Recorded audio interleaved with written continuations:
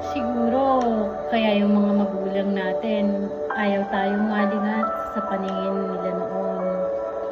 Dahil inaabot ng buwan at taon bago kanila makasama. Siguro, kaya palagi tayong inaalalayan sa paglalakad ng mga magulang natin noon. Kasi, kapag tumanda tayo, walang ibang tutulong sa atin kundi sarili natin. Siguro, kaya nung bata tayo, pinapatulog tayo sa tanghali.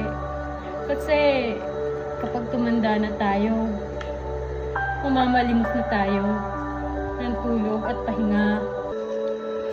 Siguro, kaya pinapakain tayo ng masusustansyang pagkain noon para sa pagtanda natin.